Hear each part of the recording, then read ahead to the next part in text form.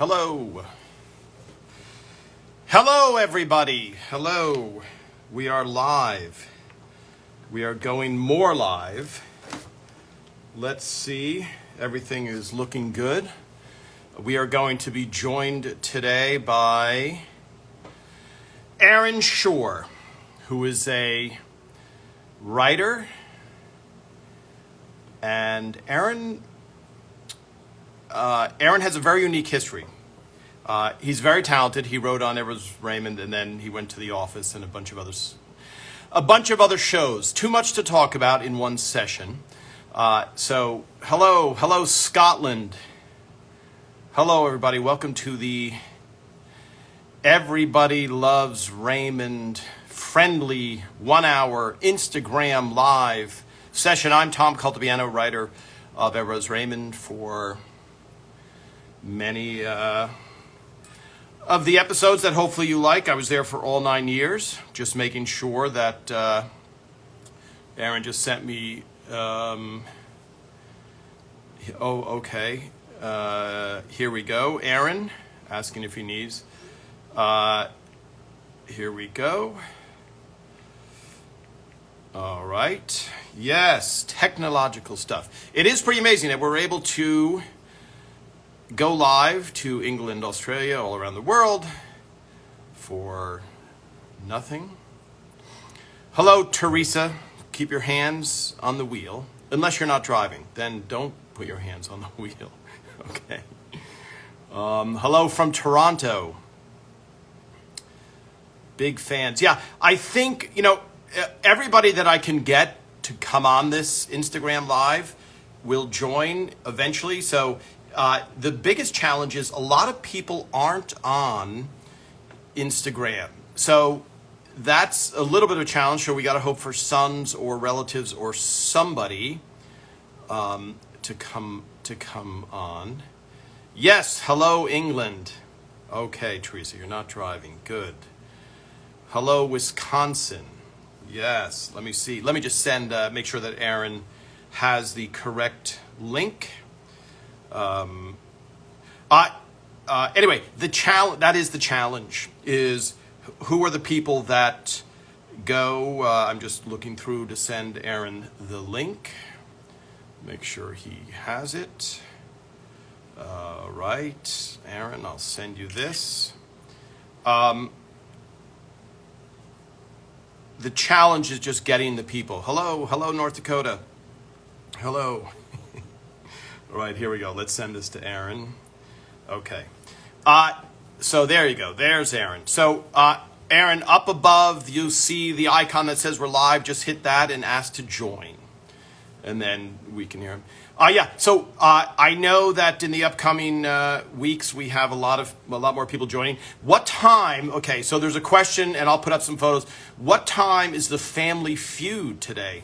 I don't know what time it is. I assume before the Emmys, right? Do the Emmys start at 8 p.m. our time? Hello in the Netherlands. Watching season 7 right now on Comedy Central. Wow, it's on Comedy Central in the Netherlands. That's very, very interesting. I don't know if you get Family Feud in England. Hello, everybody. Okay, 6 o'clock Central. Yes, hello, Aaron. Just go to that upper left. It shows that I'm live, and then you just hit. Okay, here we go. Here's Aaron.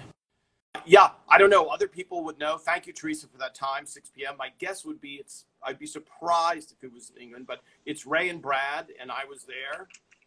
So, all right, Aaron, we see you in your spacecraft, and you're inverted.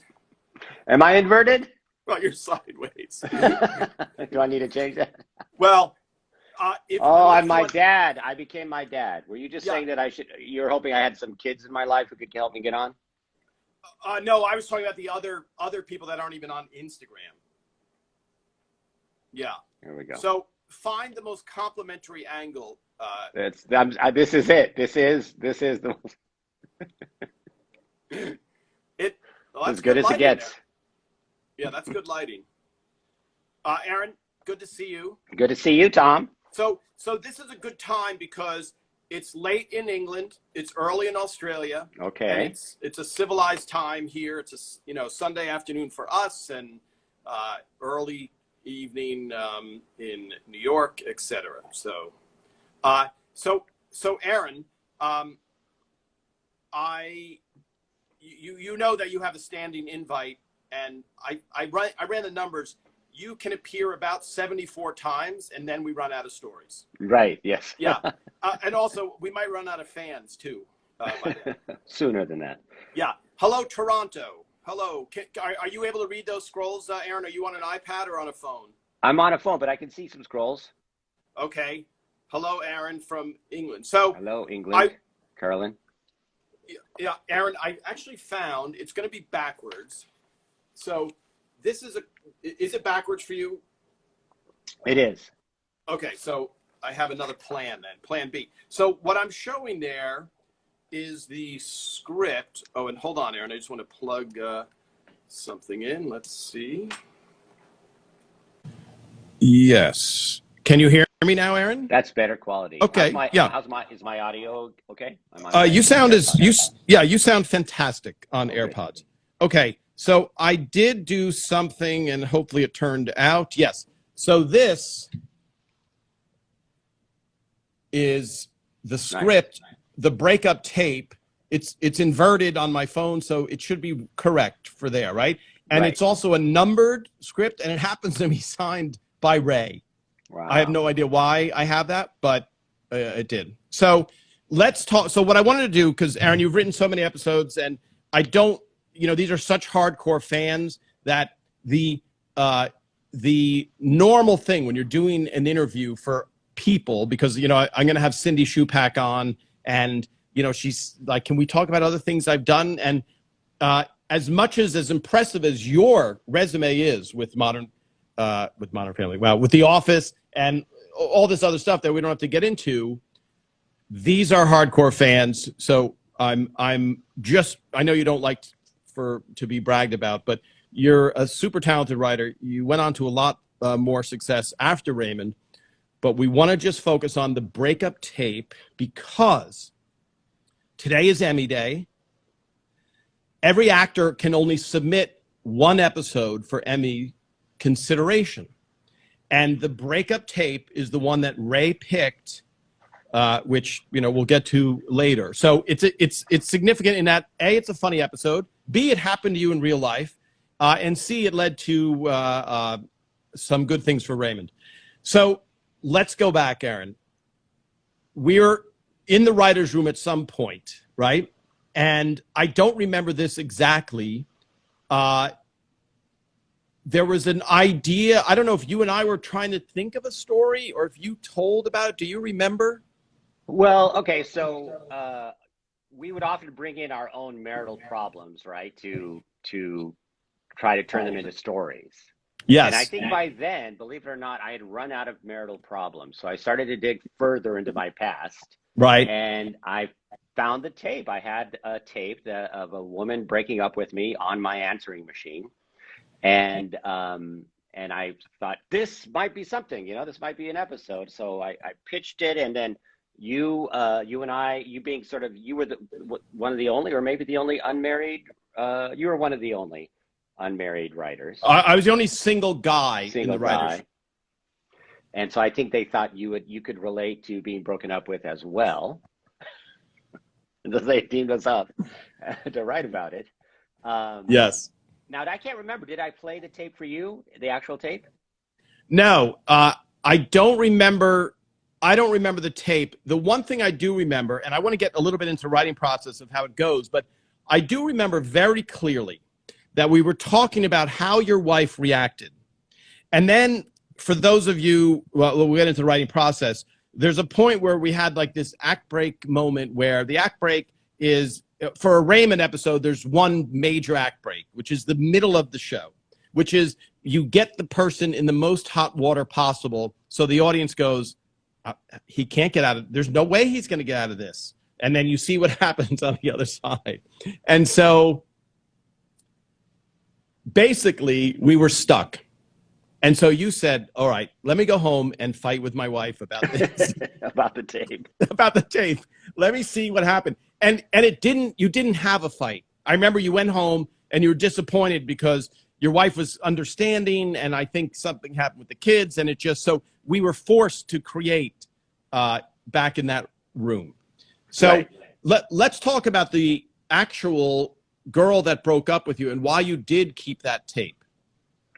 I think the reason I did look for it, I couldn't find it, so it might be somewhere in my house, but I think I wanted to keep it as just to remember how glad I was that we weren't together. I think it was to remind myself, don't fall for her again, or don't fall for a woman like her again, who would break up with you on a answering machine. Right. And even then, it was a very ambiguous breakup. It was kind of like, I like you too much, so we have to break up because I like you too much, sort of thing. And I was like, well, that's very confusing. I think I need to remember not to. So that was the original tape, but then we brought it back to the room and we tried to make it specific to Ray and Deborah. Right. And I just rewatched it. Have you rewatched the episode recently? I just rewatched it and read it. And I was struck by one thing. I had a memory of playing that episode for a women's group at my temple. They were like, play us, tell us about the process. You're a big shot writer. We're so proud you're a member of our temple. Come talk to our Hadassah group and talk about the process. So I played it for them, and they were mad at me. As soon as they were like all so angry. They're like, doesn't he understand that Deborah was right? And Deborah, why? And I wrote, Tom and I wrote both sides of that. We weren't just writing for Ray. But they were like, the moment when Deborah says, why would you want me to throw out my past? My past is what made me who I am. And it was interesting to watch it today because I thought that was such a good point, though.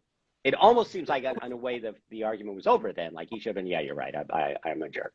Right. But then he had some insecurities to follow through on. Yes. What the tape meant to him, kind of emotionally. But by the way, sorry, Aaron, when they were mad at you in this group, because this is all news to me, which is awesome. Yes, but when they were mad at you in that group, was it first of all, was it men and women? It was just women. No, it was a women's group. Okay, so women's group. Like, okay. What's that? This is some sexist, Yeah, of course. So then let me ask something. Did you say, well, we showed both sides of the story and we tried to flesh it out? Because I think, not only did we have women in the writer's room, but we also had, and this happened to me as a single guy, when I wrote PT&A, where Ray says something about Deborah, and I was like, yeah, you just say, and all the married guys are, oh, you can't say that to your wife. And it's not insulting, but it's what I was thinking wasn't insulting. I wasn't saying, oh, you just tell her she's dressed like a hooker. I'm not thinking that. I'm just coming from what are the boundaries, just like in the baggage episode, when Tucker wouldn't move it. And I'm like, Tucker, move the bag. That was my single, not knowing that there's a power balance that will last for the rest of your life. And you must not give up any ground. And so I think when you were with that women's group, did you say, in other words, did they open your eyes where you go, oh yeah, you're right? Or were you just? I do think with rewatching it just recently, I thought, wow, there is a lot of conflict in this relationship. But the other side of it is nobody shows up. You do not become a #1 comedy if everyone's adult and mature and nobody overreacts and nobody's insecure and everyone's respectful. That's not a show you would watch. And the fact that they were upset shows that it was an engaging story too. But looking back, I thought maybe Ray could have learned a little bit more from Deborah. I do wish he had learned a little more. And then another anecdote from my personal, I'm just complaining about my life here, Tom. A cousin of mine at a wedding, I believe, she's like, I just watched this episode of Raymond. It's called The Breakup Tape. And she goes, did you write that? And I go, well, yes, I did. And she's like, it really bothered me when she called him stupid man. And So I walked into that because I was all grinny and like, heaped the praise on me, Yeah, And then where do I sign the autograph? Yeah, yeah, exactly. She's like, why would she call it? And you should, how could she be so abusive? It's like, well, he really was stupid. Like it's the opposite side of what the Hadassah group was telling me, which they told me essentially he was stupid. And she was like, how would she find that to be a way to repair? And it's like, I think it's a great episode, and I think it's a marriage that could use some work. But that's part of what makes it so fun to watch it.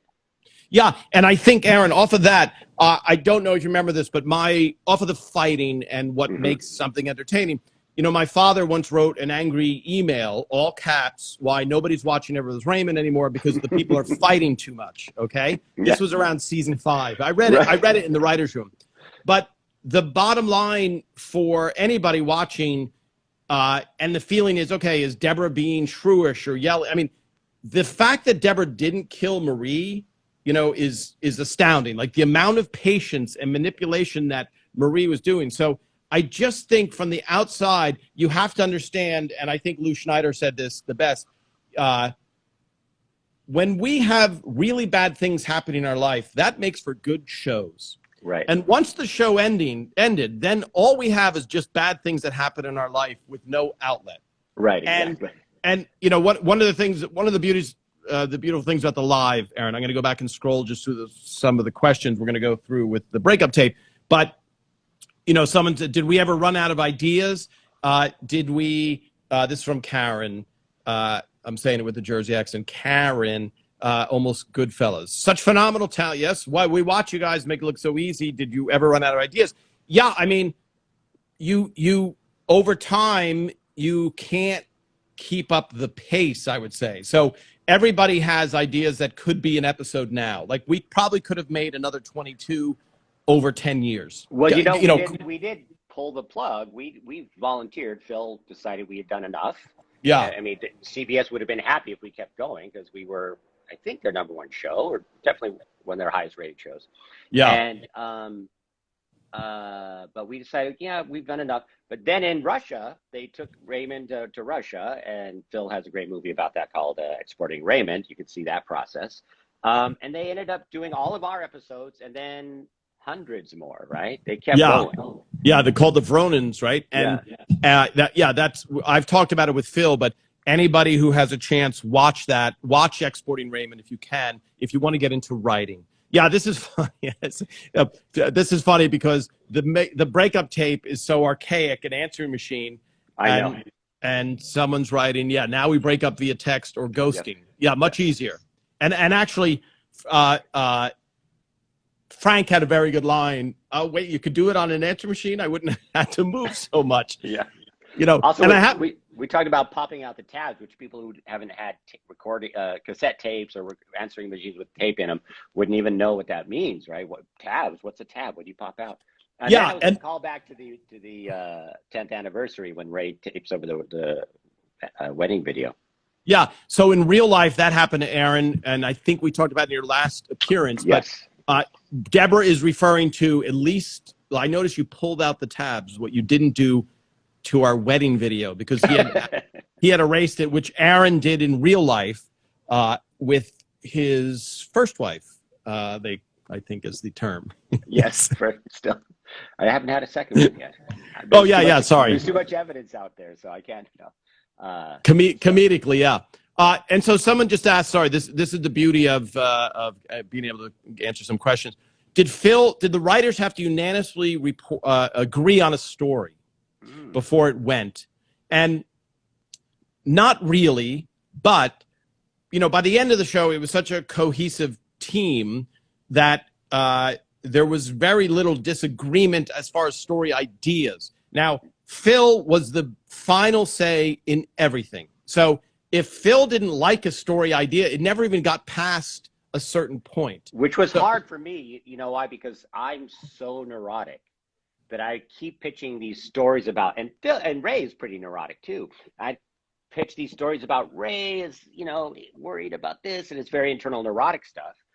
Phil, who is also a Jew, but for some reason is not neurotic at all, just didn't get neurotic stories. He's like, why would we have such a, picking lint out of the belly button sort of story. It's got to be so I just couldn't get any of my neurotic shows through. Although this one was pretty neurotic. He was pretty insecure. Well, the tape and, yeah. I also think there's an insecurity with men that is probably not as much with women. And you don't, look, you have to make generalities, otherwise you go crazy. Otherwise, Right. nothing, so you want to be specific so everybody, it's a really good thing. And then it has to hit a generality. So if you are crazy, meaning if Aaron Shure and Ray Romano both have these crazy little micro mind things and they throw them out in the room and Aaron and Ray are like, Absolutely. This is probably a 5-episode arc. And Phil's like, I don't even know what you're talking about, you guys. So that's what Aaron's referring to. Right. Is that some of the shows. So in general, Phil had the bottom line say. He's the showrunner. So no show would get past the point. Now, what would happen is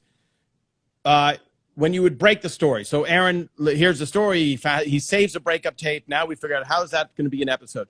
Aaron and I have to do something called a 2-page outline, a 2-pager, and we go into the writer's room with that our finished version of the 2-pager. The writers all read it, and then they give their 2 cents. So it's a collaborative process. So if somebody goes, if 4 of the writers go, I got to tell you, the D scene, I just don't buy Deborah's attitude at all, then Aaron and I have to, and if Phil agrees, then Aaron and I have to go back and rework that episode. So it's a very collaborative thing. So it's not like you show up one day with this script that nobody's seen yet, and then we go, this is brilliant. And Phil goes, this story doesn't make that can't happen because it's a collaborative process going up to that. Sorry, Aaron, just because the question went by, let's just take a little detour. Uh-huh. The difference writing for The Office versus Raymond. Well, there were more writers on The Office, and it's a different type of show. We have many more scenes, many more pages on The Office. And one large difference is we would shoot The Office and cut out 30 to 40% of the material. Oh my goodness. Which worked because it was a documentary style. So it could feel like the documentarians got a lot. Yeah. But we would shoot a lot more than we would put on the show. So Yeah. Sorry, Aaron. So this is going to be backwards, but that is the number 37. Okay. Right. That's how long this Everybody Loves Raymond script is. 37 pages. An office script was what? Maybe 46. Okay. I think. Yeah. But okay. It's also formatted. It's different. Actually, it's a single camera format, so it's a different format. And we could play with time. We could do on The Office. We could play with time a lot more because you would flash forward, or you could, and also talking heads when the characters address the camera directly. Whereas on Raymond, everything we shot made it into the show. We almost never lost a whole, like I once gave a talk about writing for The Office, and I brought a DVD and was watching. I was like, wow, this is edited unusual. They must have edited for the DVD. And then I realized I had clicked on show deleted scenes. So we had enough deleted scenes to make like a shadow episode version of the actual episode. Whereas on Raymond, everything we wrote, every scene was in. We wrote one story, right? On The Office and shows like that, you have 3 stories. Right. On Raymond, we had one story, 2 acts. On The Office, it's 3 acts. Ultimately, the creative process is very similar, trying to figure out how to collaborate with a bunch of other really funny, really various types of personalities. How do I fit in? What's my role here? Those dynamics are very similar, but the actual story, the way you tell the story was fairly different. Yeah, it's a little apples and oranges just because it's such a different style show. Right. So, but I do know, just for people that are interested in writing, on Raymond, because I went to another show after Raymond that it lasted like 6 months, was completely different vibe. On Raymond, Phil was the showrunner. He was in the room every single moment. Everything went through him. It was very cohesive. It felt very democratic. The funniest thing got in. You could pitch an idea at any point, and Phil would put it in if he liked it. And very, very, very seldom, because there's a question about, did Phil kill any good show ideas? I don't think so. I don't think. It could have been a hit. We could have won an Emmy. So no, the answer is Phil. There is no big pile of unbelievably good Raymond show ideas that Phil killed. And so on Raymond, we had this cohesive thing where, and people, I think, watching these chats, you get the idea how close we are, and how we enjoy each other's company, and everybody makes each other laugh. And so I know Steve Scrovan, who wrote on Seinfeld, he said they had a room one day in the entire season. So every show is different, but The Office is a different just style. It's that documentary style. It's single camera, which means there's no live audience. On Ever's Raymond, there's a live audience. It's done like a play. The reason that nothing is thrown out is because we kind of can accurately gauge the time, because we're at the initial table read, we hear it, and then throughout the week we get a time. So Phil was constantly going, let's get it to time, meaning I don't want to shoot 10 extra minutes that we know we have to cut out. Right. So also, here's another big difference between Raymond and The Office on stage. On The Office, on Raymond, you can hear Phil laughing. He has that distinctive laugh you can hear. My first time on stage with The Office, I laughed out loud and almost got fired, because you're not allowed to laugh. You're behind the camera, and like, who's that weirdo in The Office laughing? So then, from then on, I had to hold in the laugh. And if you wrote something funny and Steve Carell is doing it, I felt like I got indigestion from all the laughing I had to hold in, because at the end of the day, I was exhausted from, like, I really wanted to laugh. You think that's a diagnosable illness, Aaron? Internalized laughter. Yeah. Internalized laughter disease? Yes. Well, yeah, we should say that, because we, and I'm saying this for a reason, somebody wrote a very angry thing about our laugh track not too long ago. And so we don't use a laugh track. It was always a live audience. It was, all of that live audience was used. Very often they had to cut down the laughs from the live audience, because it would be too big. And you'd watch we'd call it the laugh spread, right? We'd have sometimes like a 4-minute laugh spread. Meaning the show without laughs would be 20 minutes, and with laughs is 24 minutes. It's 4 minutes over. So at some point you want to keep telling the story. And there's a big difference between experiencing comedy when you're in a room with 200 people, and when you're watching, who are big fans and very excited to be watching, right? Yeah. Right. And then you're watching it alone at 11 p.m. in your bed, and you're going, why are these laughs going on for 2 hours, So yeah, here's a question. Sorry, this is more about the live thing. Was everyone able to remember all their lines from the whole show, or do you have breaks in between, even though you have a live audience? So you don't have breaks. The breaks are moving the camera from one set of the scene to the next, and music to the ears of a writer or any producer is moving on. Moving on means we've shot that scene at least twice. We've got it perfectly. Let's move on. So every once in a while, one of the actors would go line, and then Elizabeth Herring, who was our dialogue coach, she would come out with the script, and she would whisper it to the actor so the audience wouldn't hear it. So time, I don't want to say time is money, it's cliche, but you are on the clock. And what you're racing against is, you want to keep the audience engaged. You want to have them still have energy to enjoy the show, so that by the end of the show, they haven't been there for 7.5 hours to watch 22 minutes, which would happen on Friends. Right. And other shows would shoot twice. But Phil, part of the laugh track thing, whether or not there was a laugh track, Phil, it was very important to Phil that he would capture authentic laughs. And so if we were about to say a line, the audience hasn't heard it yet, and we weren't lined up perfectly, he'd say hold, because he wanted to capture that pristine version. You don't get a chance to have the audience hear it for the first time again. Right? Yeah. So we always try to capture a real audience reaction to the first version of that line. Yeah. Yeah. But where the other multicams, like when we say multicam, we mean a show that has an audience on the soundstage when it's shot. Yeah, it's a live show. There are 4 cameras. They're rolling back and forth through the limited sets. The audience can see almost everything. It goes back to I Love Lucy. So now somebody's asking, were you a stand-up comedian also prior to writing to ELR and Brothers Raymond? I just want to say this is Tom. I'm Tom Cultivato. We're talking to Aaron Shure, who is a writer on Brothers Raymond and wrote the breakup tape, which was based on a real life story. That's kind of the main thing we're talking about. But you and I wrote it together. Yes. Yes, you and I wrote it together. But it happened to you.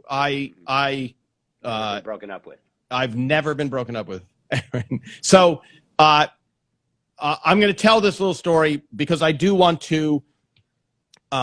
When you come on the podcast, Aaron, we'll have more time and we can't answer live questions. So that's why I try and answer as many live questions. So Aaron was a stand-up. I met Aaron before Everybody Loves Raymond. He was on at the Improv on audition night, open mic night. You can talk about my hair. You can. And Aaron killed. Yeah, Aaron killed, meaning he did unbelievably well. And it was a rough night for the crowd. I did not do that well. And Aaron just really, he did an impression of a teapot, and it was, I think it was your closer. But when you're first starting out doing stand-up comedy, you know, there is a certain camaraderie. Hopefully people are supportive because you're all pretty mediocre at the beginning and you're just trying to like, how can I do this? How can I do this?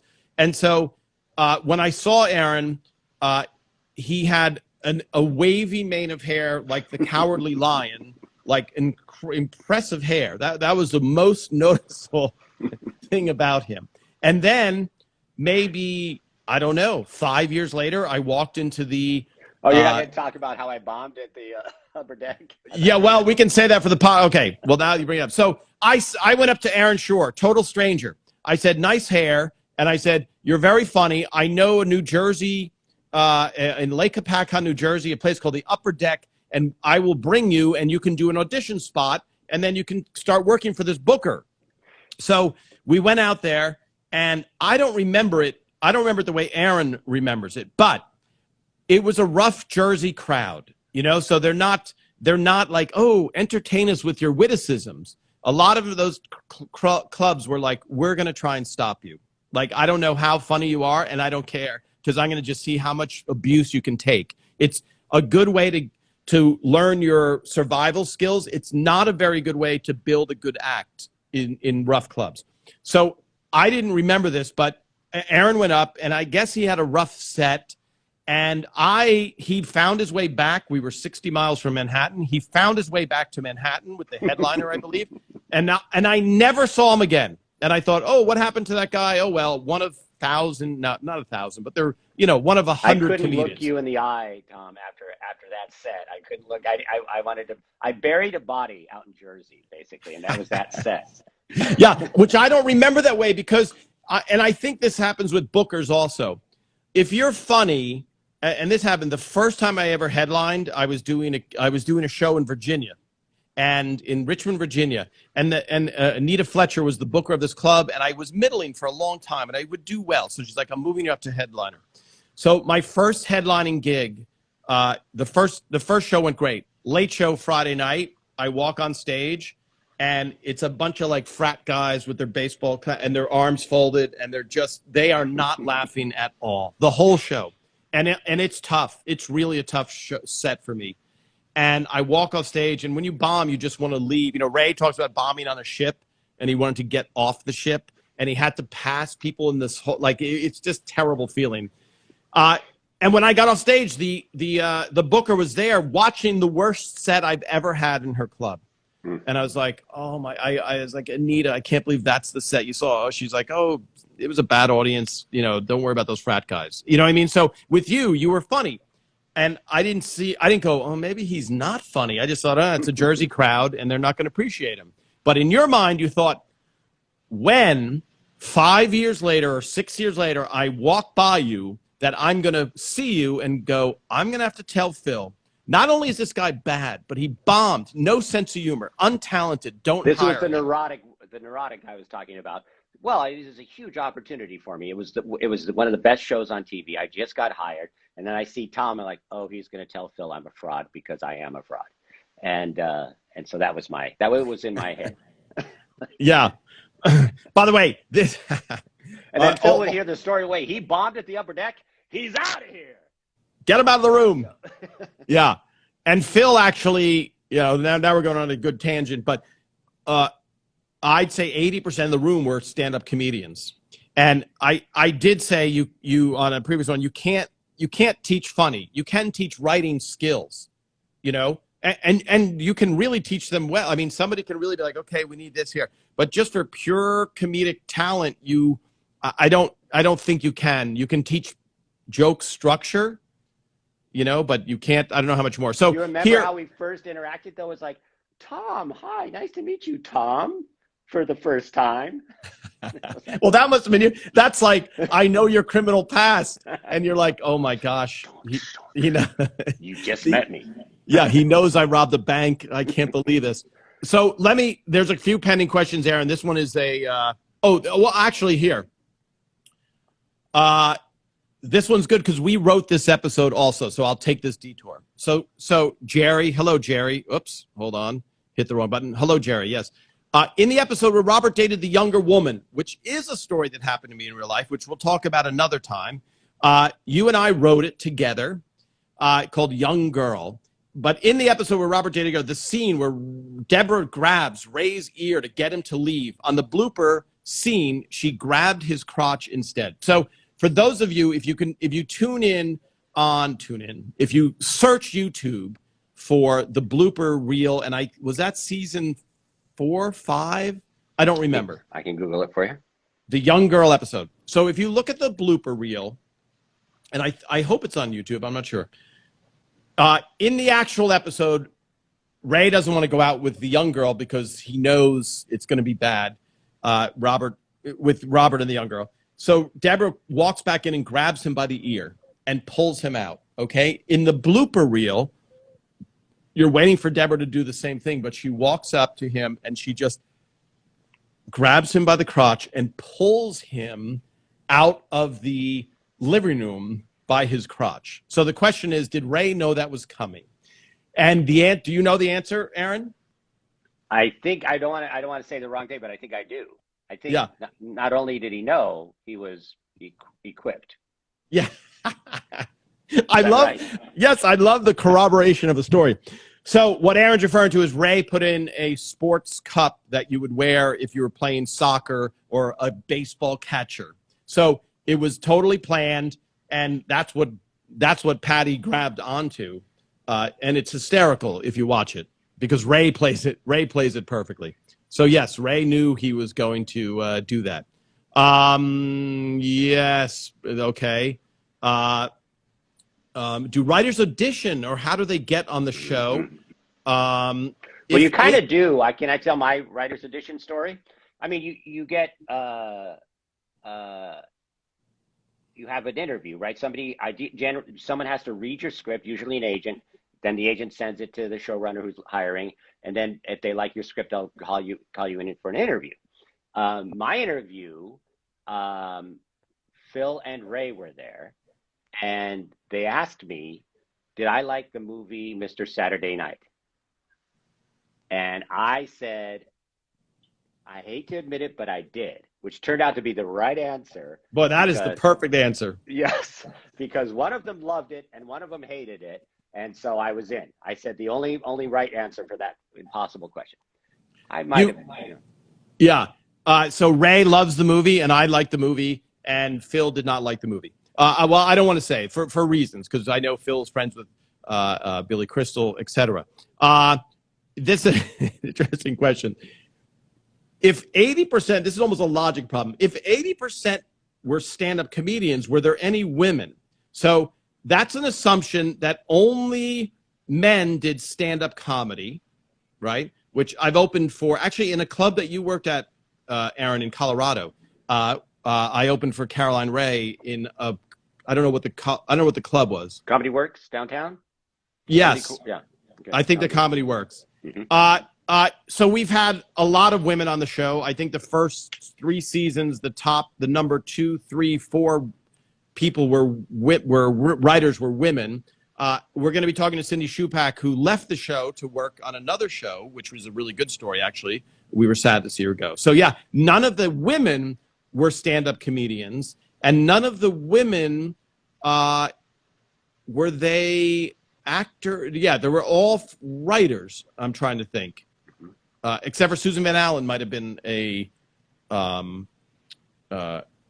performer. I think she went to college with Phil at Hofstra. Okay, so now the breakup tape.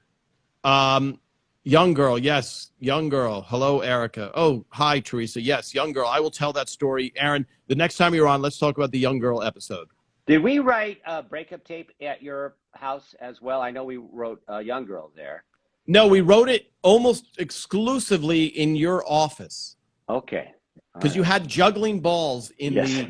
you had these colorful, they're spheres filled with sand that you used to juggle. And I think I learned to juggle while writing that episode with you. And I think we should I think we should say that while you're writing, writing is a lot of focus, a lot of thinking, and you do anything to keep from thinking and focusing. So anything that you can do to keep you distracted. But at the end of the day, you have to turn in, you have to crank out pages. And for a good show, for a good writer, if you write five pages a day, that's a really fast writer, right? 5 good pages a day. So, yeah. Aaron, when's the last time you did stand-up? It's been a long time. I mean, the last time I was on stage in a stand-up like context was when Ray with Ray, we would go out as a writing. We did like shows as the Writers of Raymond shows. Inside the writers' room, yeah. Inside the writers' room. And what was interesting when I was up there near Ray while he was doing his routine or doing his bits, I was like, I was never anywhere close to this good. In fact, one of the skills you have to be a good stand-up is you say the same line night after night, and you have to say it each time as though it's the first time you're saying it. And I would be fooled on stage next to Ray. I would know his next line. I'm like, he forgot his next line. Maybe I should remind him right now the next funny thing he normally says after that bit. And every time, and he would, he didn't forget. He never forgot his line. He's had a moment So Ray has deceptively perfect timing in that there's something about Ray that always must be authentic in his delivery of lines. So he cannot deliver a false line. So just real quickly, because there's so many questions, Aaron, and I want to get back to, is that a picture of me on Instagram warming up the audience? Yes, I warmed up the audience. I would relieve the warm-up guy, Mark Sweet. I would go into the audience and just talk and ad-lib with the audience for about an hour. My last stand-up, I opened in Vegas for Ray and Dana Carvey last year. And I had to go up and, get so I still occasionally will go, but really to be, what do I want to say? To be, even for Ray, who's an unbelievable stand-up, you have to keep doing it. And you have to stay proficient. So you, Aaron Shure, could go up and do 20 minutes of good comedy if you had 10 appearances on stage to just kind of get your timing back. And now there is no live comedy. So it's unfortunate. So yeah. So Aaron, and then I want to get back to the breakup tape. How conscious are you of Ricky Gervais's The Office style when you're writing the U.S. version? It was always sort of in the DNA of the show. We were very aware of, what came before and how great it was. But Steve Carell, he was the thing that made the American version so good. And so, we would often think, it's funny, we had a little thing up on the wall that said, don't write, I can't remember exactly what it said, something like, don't write silly and expect Steve to make it brilliant, because he was so good. You could just kind of give him almost any line and he would turn it into something amazing, so we were trying to at least give him something that was really great. So anyway, Ricky was always in our mind, but as was Steve, Right. Yeah. But it wasn't paramount at all to, it's just part of it's it's inherent in the process because it's inherent in the show. All right, getting. Sorry, Aaron. I want to get back to the breakup tape because, as always, we will run This out is of why time. it took us so long to write 5 pages today, because we'd end up going on tangents. But yes. these are, hopefully these are interesting tangents. And again, this is Tom Cultipiano, and I'm talking to Aaron Shure, writer on Everest Raymond, and we're talking about the breakup tape episode. We both did the poem, Aaron, but I know you came up with the cartilage line. I was glad that you remembered that, because I thought I did, but then I'm at the point where I think I've written everything. I take credit for everything, but I do believe I wrote the cartilage line, which is up there with one of my favorite lines ever. Yeah, because we sat there in the room, we're like, okay, this, and you're working, but it's got to be funny, hokey, and poignant. So now, Aaron, I'm just going to cut to the good end of the story. We finished that script. It gets shot. It turns out great. Patty Heaton, again, the colors that she can play are so good. And talk about a tough job. She had to do so much work to be like next to Ray being so ridiculous and be the right amount of upset, but still seem likable. And yeah, she really was amazing. Yes. I'm just getting Jerry, the question about the baggage tape, baggage episode. Yes, that was real life. That was Tucker Cawley. If you go back on Instagram, you'll see we talked to Tucker, and he tells all about that story, the baggage episode, the suitcase episode. Yes, real life story. So now the breakup tape turns out great. And now, because today is Emmy time, Ray has to submit one episode for the Emmy commission, okay? And he calls up the writer's room. He's on vacation. The show hasn't started yet. It's June, let's say, or May, sometime, before the show is started. The writers would have to report to work in June, and the actors would have to report to work the end of July when we started shooting the show. So in that time, Ray calls up and goes, and look, you're talking about being neurotic. He has to decide of 22, 25 episodes, which is this one episode that maybe the Emmy committee will like his acting or think they have to, all this stuff. So he goes back and forth, and he decides after this conversation with Phil and we're all in the room, he's going to do the episode of Vote for Deborah. I think I forget if that's the official name of it, Vote for Deborah. But he decides that's the episode. And that's it. And he submitted it and all this stuff. Then he calls up maybe a week later, and he goes, I decided at the last minute and so I called my aide, and they pulled it out. It was almost, that in itself was like a sitcom, like we got it out of the thing and they saved it in time, and I submitted the breakup tape. And so now I remember you and I, you're like, oh my God, if he doesn't, if he loses, yes, if he loses, it's going to be, hey, Aaron, you want to give me the Emmy that I didn't win, that you robbed of me? So, and luckily, do you remember going to the Emmys? They're reading all the nominees, and I personally don't remember thinking, oh my gosh, if he doesn't win, he's going to hate us. I don't remember that thought, because it's just such an overwhelming evening, and you're expecting everyone to lose. We've talked about it. I've talked about it with Brad Garrett. We were saying, you wish you knew, there's no way to have this. You wish you knew before you went that you were going to win, because it's a torturous time, because you're expecting to lose. And if you go in expecting to win, you're just crushed with disappointment. So also, though, you've written a speech. By the way, I have my acceptance speech I've written, never read, right? But you feel like such a chump if you don't win and you got a speech right in your pocket. That's a. Oh, yeah. Wow.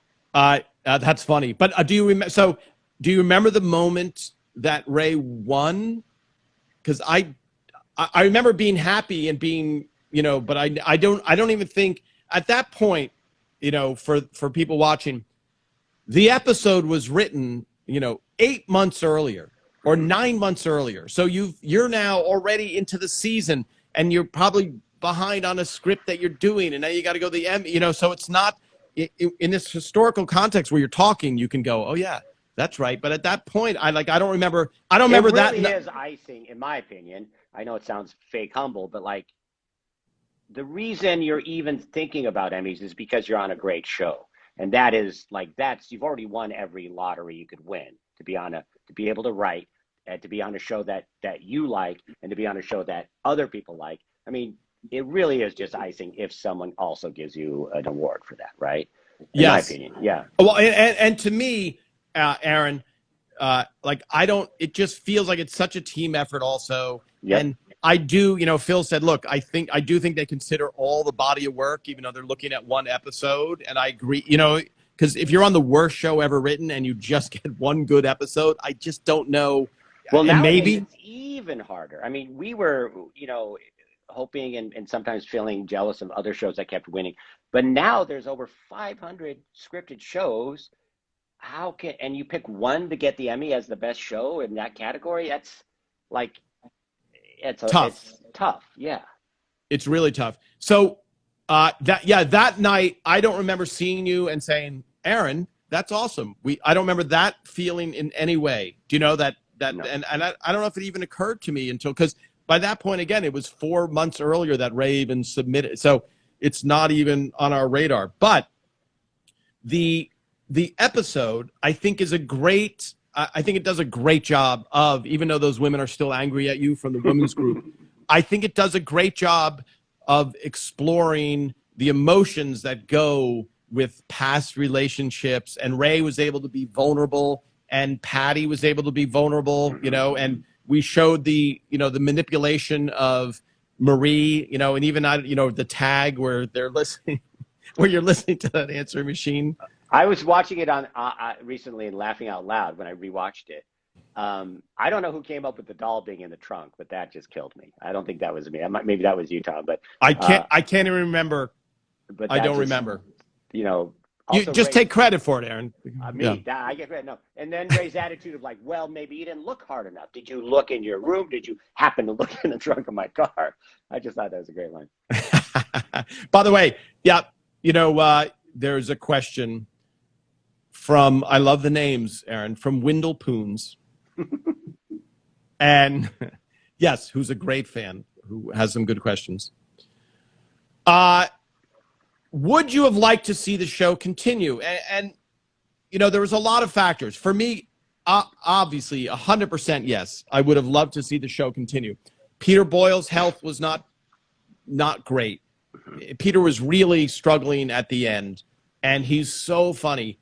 And still he could hit a home run with every line, but he had to sit down. If you notice towards the end, he would sit in the chair more often than not. And I think that comment, having said that, I would like to have continued. There was a point of like, wow, we've been writing for 8 years. We all, I had a development deal. Aaron, you probably had you went on to write with Phil. Like there was so much going on and potential. Now with historical hindsight, it would be great. I still have dreams of being in that writer's room, because it was so good just for creativity. And I think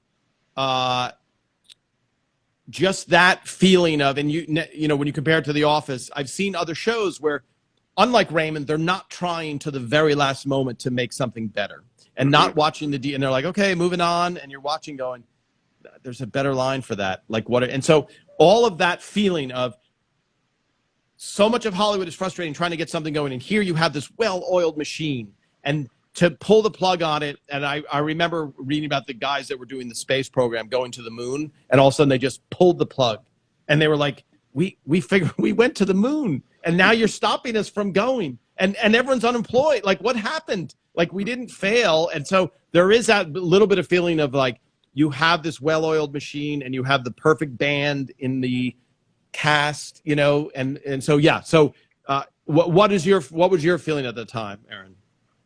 I would not have ever left the show if it kept going. I loved writing for it.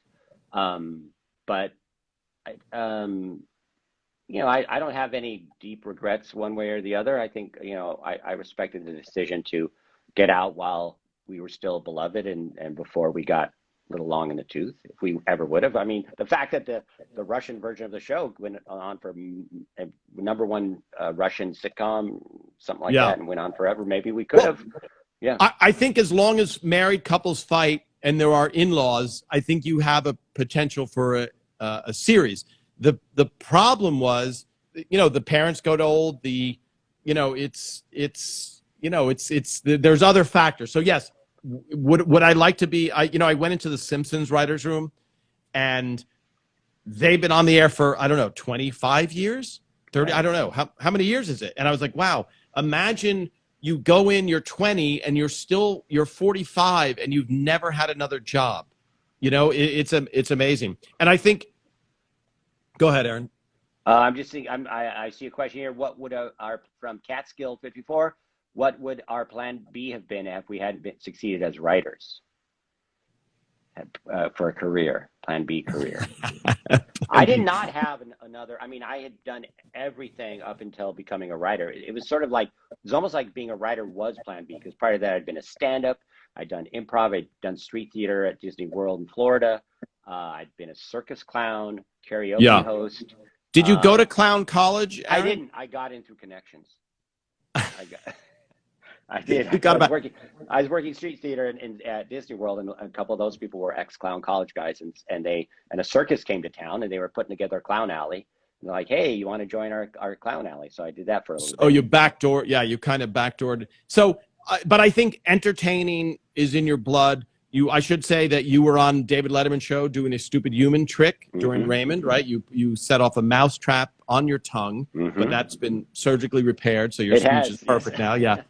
I actually did go to I had a lump on my tongue a while ago, and I did actually go to a doctor. Like, hey, what is it? He's like, I don't know. Has there been some sort of repetitive trauma to your tongue? It's like, oh, yes, there has. Okay, thanks. I'll leave now before I have to explain to you why.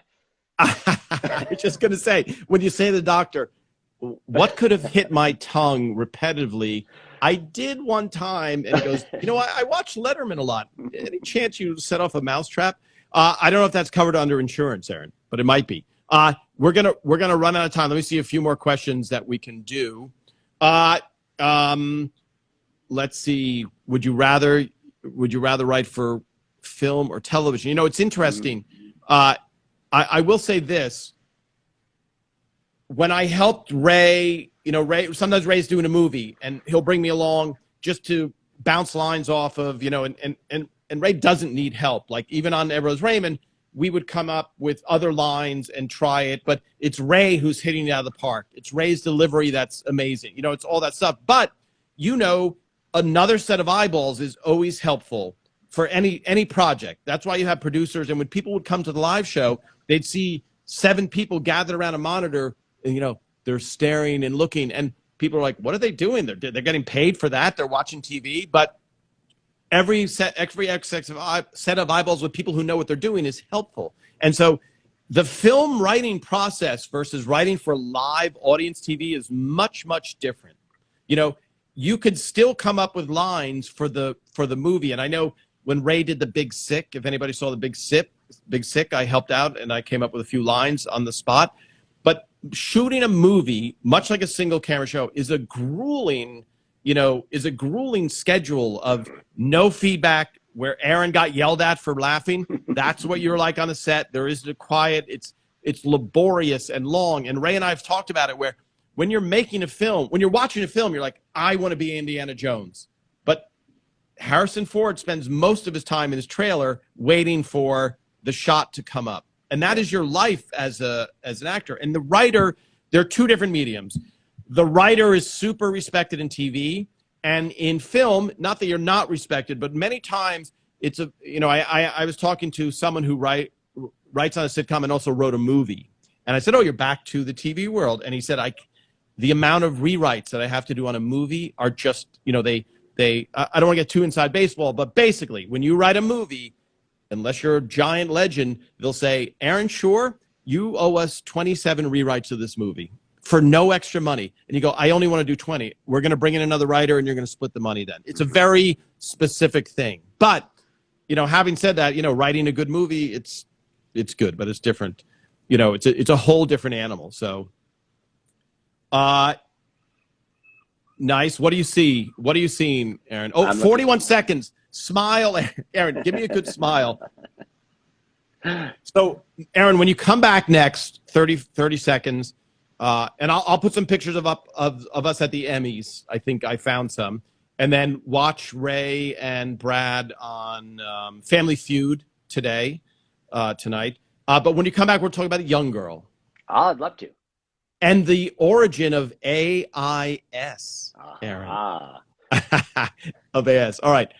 Bye, Aaron. Thank you so much. Thanks, Tom. All right. Talk to you soon.